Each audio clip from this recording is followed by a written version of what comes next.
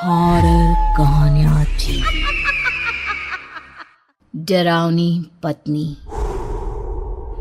फुर्सतगंज नाम के एक शहर में मंगत अपने परिवार के साथ रहता था। मंगत की पत्नी सुनीता ने अभी कुछ महीनों पहले ही एक सुंदर बेटे को जन्म दिया था, जिससे अब मंगत की जिंदगी खुशियों से भर गई थी। सुनो, बच्ची और घर का काम दोनों एक साथ करना मुश्किल हो जाता है। फिर काम में देरी होती है तो आपको भी दिक्कत होती है। क्यों ना हम कुछ समय के लिए किसी को मदद के लिए रख लें। ठीक है। मंगत और सुनीता ने यह निर्णय लिया ही होता है कि कुछ दिनों बाद शांता वहां काम मांगने आती है और मंगत शांता को अपने घर में काम पर रख लेता है। शांता कुछ ही दिनों में घर का सारा काम ठीक तरह से संभाल लेती है, जिससे सुनीता को अपने और बच्चे के लिए अच्छा खासा वक्त मिलने लगता है। एक सुबह सुनीता जॉगिंग के लिए घर से बाहर जा रही होती है, तभी दरवाजे के सामने उसे कुछ चमकता हुआ रखा दिखाई देता है। वो उसके पास जाती है। अरे, ये नींबू तो सोने की तरह चमक रहा है। कहीं सच में सोने का नींबू तो नहीं? रख लेती हूँ, बाद में इसकी जांच करा लूंगी। सुनीता नींबू को उठाकर अपनी अलमारी में रख देती है और जॉगिंग पर चली जाती है। दिन बीतता है, सब काम सही से चल रहे होते हैं। रात को सब खाना खा के सो जाते हैं, लेकिन बीच रात करीब 1 बजे सुनीता अचानक अपने बिस्तर से उठ खड़ी होती है और अपने बच्चे को लेकर घर के बाहर मौजूद कुएं के पास पहुंच जाती है। बच्चा जोर जोर से रो रहा होता है, जिसकी आवाज से मंगत की नींद भी खुल जाती है। अरे अरे, ये कहाँ रो रहा है?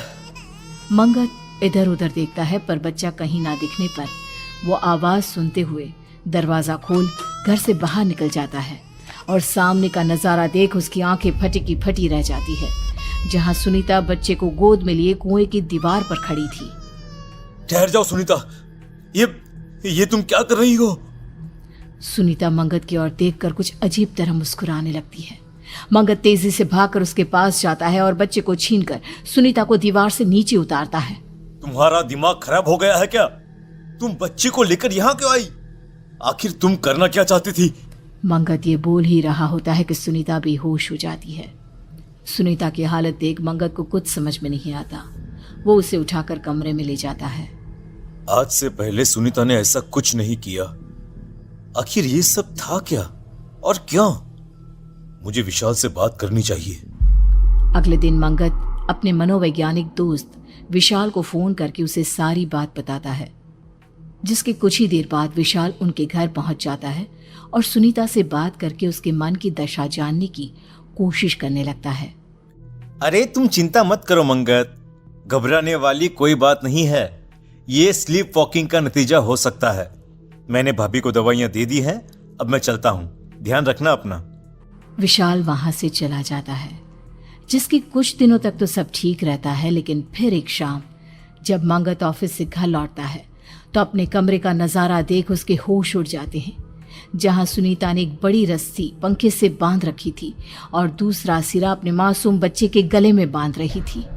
सुनीता, अरे तुम पागल हो गई हो क्या? आखिर तुम्हें क्या हो गया है? तुम हमारे बच्चे की जान लेना चाहती हो क्या? हटो यहां से। मंगत सुनीता को धक्का दे बच्चे को गोदी में ले लेता है, जिसके बाद एक बार फिर सुनीता बेहोश होकर गिर पड़ती है। मंगत उसी वक्त विशाल को फोन कर घर बुला लेता है। विशाल, मेरी तो कुछ समझ में नहीं आ रहा। आखिर ये सब मेरी जिंदगी में क्यों हो रहा है? न जाने अचानक सुनीता को क्या हो गया है। वो बार बार अपने ही बच्चे की जान लेने की कोशिश क्यों कर रही है? अचानक भाभी को पड़ रहे इन सब दौरों का रीजन तो मुझे भी कुछ समझ में नहीं आ रहा। लेकिन तुम फिक्र मत करो, मैं कुछ सोचता हूं। बस तुम बच्चे का ध्यान रखना। विशाल सुनीता को एक इंजेक्शन लगाकर वहां से चला जाता है। शांता, मैडम की तबीयत कुछ ठीक नहीं। आज बच्चे को तुम अपने पास सुला लो। मैं सुनीता का ध्यान रखता हूं, ठीक है? बिल्कुल साहब, कोई दिक्कत नहीं है। शांता बच्चे को लेकर अपने कमरे में चली जाती है और सब सो जाते हैं, लेकिन करीब आधी रात होते ही अचानक मंगत को बच्चे के जोर जोर से रोने की आवाज सुनाई देती है। वो तुरंत उठकर देखता है तो सुनीता अपनी जगह पर नहीं होती। नहीं।